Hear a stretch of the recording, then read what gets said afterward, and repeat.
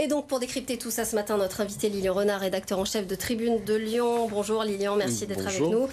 On est en édition spéciale, donc ce lundi sur BFM Lyon, édition spéciale législative. Le président de la République a dissous hier l'Assemblée nationale. Il va falloir donc réélire tous nos députés. On en a 14 ici, dans nos circonscriptions rhodaniennes.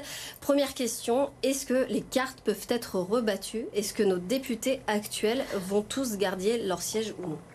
Ah bah alors ça bien malin qui pourrait le dire, mais vous parlez de cartes, effectivement on assiste un peu à un coup de poker au niveau national qui aura des répercussions évidemment dans notre département. C'est un peu le grand vertige ce matin pour nos 14 députés qui doivent être en train d'éplucher les résultats, mesurer la poussée du Rassemblement national, voir ce qui résiste chez eux. Aujourd'hui c'est 7 députés de la majorité, sur la majorité sortante, c'est 2 écologistes, c'est 2 de la France Insoumise et 2 députés LR aussi, puis un Horizon. Alexandre Vincendet à Rieux. Donc tout ça évidemment va bouger et va bouger en fonction des accords politiques ou non qui vont pouvoir être passés. Comment va se présenter la gauche sous le format de la NUPES qui était ce qui s'était passé lors du précédent scrutin, auquel cas les équilibres pourraient être restés un peu stables.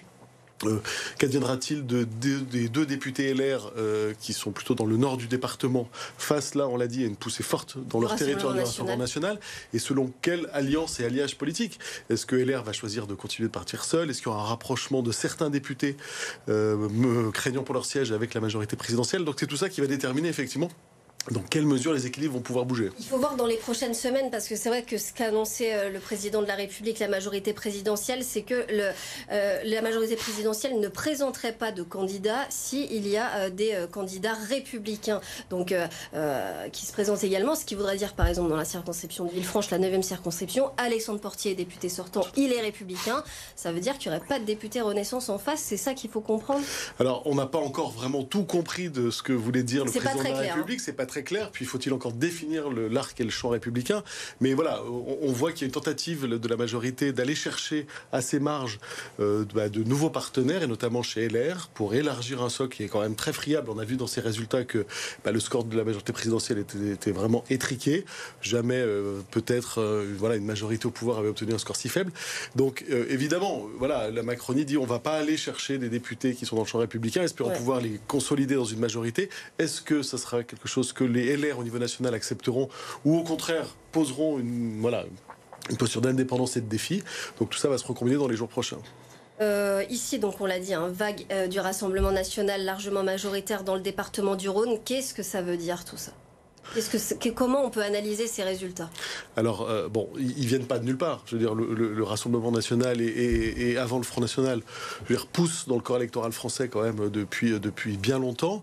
Il y a la spécificité de ces élections européennes qui, bien sûr, effectivement, donne parfois une prime au coup de gueule, on va dire, mais il y a aussi une force, une puissance de base qui s'est créée notamment dans le Beaujolais, dans les communes plus rurales. Bien sûr, et on voit que ça arrive de toute façon dans la métropole de Lyon. Comme vous l'avez dit en ouverture, il y a quand même beaucoup de communes de la métropole de Lyon qui résistaient plutôt jusque-là, qui viennent de tomber, et où le Rassemblement national arrive en tête. Il y a un mécontentement général qui s'exprime, il y a une lassitude de la politique au pouvoir sans doute, et puis il y a une stratégie de dédiabolisation et de normalisation au Rassemblement national qui a fonctionné.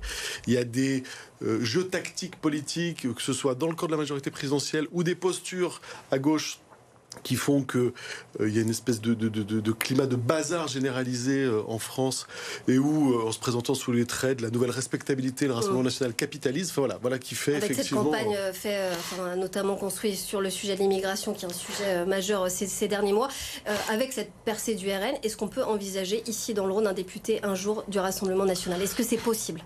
Alors aujourd'hui, quand on regarde le département, on n'est pas le département, j'allais dire, qui est emporté le plus fortement par la vague. Mais selon des circonstances électorales, il peut y avoir un député qui passe. Dans la 9e, du côté de Villefranche. Dans la 9e, dans le Beaujolais, ça peut arriver, puisque là, les scores commencent à être quand même très très importants. Et puis, il va falloir voir effectivement qu'est-ce qui reste du Front républicain, ce qu'on appelle le Front républicain, qui semble-t-il, à mon avis, est définitivement mort désormais. Donc voilà, selon les considérations d'un deuxième tour, Rassemblement national contre, par exemple, majorité présidentielle, présidentielle. Qu'est-ce que ça peut donner? Il va falloir voir tout ça. Alors Lyon reste un bastion de la gauche, un bastion socialiste, pas écologiste. Les écologistes qui ont quand même pris une claque, on peut quand même le dire comme ça, à Lyon, qui arrive en 5e position, bien loin derrière Raphaël Glucksmann avec 18,8% des suffrages. Ça aussi pour Grégory Doucet, Bruno Bernard, qui sont donc à la tête de la ville et de la métropole de Lyon. Il faut en tirer des leçons aussi de tout ça. Oui, il faut en tirer des leçons. Donc ils se garderont bien de le faire trop vite, puisqu'il y a des législatives qui arrivent. Grégory Doucet a déjà commencé à le faire sur Twitter quand même en disant que c'était une victoire. Donc oui, c'est ça. Il a transformé la défaite des écologistes en victoire de sa majorité, puisqu'effectivement, si on reprend les éléments de sa majorité, le PS, LFI et les écologistes, le socle de voix est pas mal. Mais en revanche, si on regarde le score précis, effectivement, des Verts et des écologistes, oui, il y a une dégringolade qui est notable. On est passé de 21% aux européennes de 2019 sur Lyon à 11,18%. C'est-à-dire on perd 10 points, des milliers de voix. Effectivement, ce que voulaient les écologistes locaux, c'était pouvoir bonifier le score national très largement pour dire, regardez, certes, ça dévisse un petit peu au niveau national, mais nous, notre socle est là, on tient. Ça tient pas tant que ça, on voit, puisque... On pense aux législatives, mais derrière, il y a les municipales. On pense aux municipales. Voilà, les législatives, ils ont... 2 députés, va-t-on dire, Marie-Charlotte Garin, et ainsi qu'Hubert Julien Laferrière, qui est en délicatesse, lui, avec son groupe. Et on voit que là, dans ces arrondissements-là de la circonscription d'Hubert Julien Laferrière, c'est plutôt le Parti Socialiste qui arrive en tête avec Raphaël Glucksmann. Donc, que va faire la gauche demain dans ce secteur? C'est aussi à vérifier, puisqu'on a à la fois un député qui est un peu mis sur la touche en raison d'affaires le concernant, et un Parti Socialiste qui est devant. Voilà, ça va falloir regarder ça. Et il va falloir qu'ils défendent, mais dans un secteur et un environnement politique qui est plutôt favorable, le poste de Marie-Charlotte Garin, en considérant qu'une alliance avec la NUPES, avec LFI, peut poursuivre, puisque c'est LFI qui arrive très largement en tête dans ces arrondissements-là. Donc on a cité les villes de la métropole qui basculent notamment du côté du Rassemblement national. Il y a des villes de gauche de la métropole, des grandes villes de gauche qui restent à gauche, Villeurbanne, Vénissieux, Vaux-en-Velin. Oui, on voit se dessiner un paysage qui est un paysage, on va dire, ex-métropole, où là c'est vraiment la poussée, mais alors notable du Rassemblement national, aux franges de la métropole aussi, notamment dans le sud, où on voit toutes les villes qui tombent au Rassemblement national.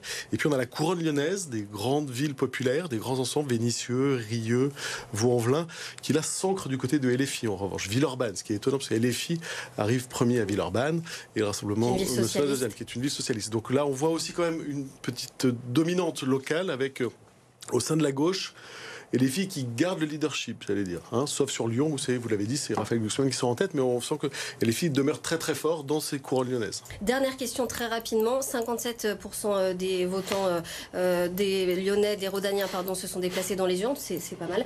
Aux législatives, il faut s'attendre à une arrivée massive de Rhodaniens dans les urnes. Et le taux de participation devrait être important. Il devrait être plus important. Boule de cristal, on est bien incapable de faire ces projections-là. En tout cas, on a vu que sur ces législatives-là, ces européennes, il y avait effectivement un sursaut citoyen, un appel aux urnes. La question européenne étant rentrée dans le débat politique plus fortement, les gens ayant conscientisé la nécessité et les enjeux autour de l'Europe, je pense que ça va être le cas, puisqu'on est quand même là sur des législatives, il faut être des législatives coup près. C'est un tournant là dans notre 5e République, voilà. Il faut quand même aussi le dire. C'est très rare que ça se soit passé. C'est très rare et l'enjeu derrière est très fort, puisque l'enjeu, c'est l'entrée ou non du Rassemblement national à Matignon, si jamais il avait une majorité dans ce pays. Merci beaucoup Lilian, en tout cas de nous avoir apporté cet éclairage. On le rappelle, vous êtes le rédacteur en chef de Tribune de Lyon. Merci encore.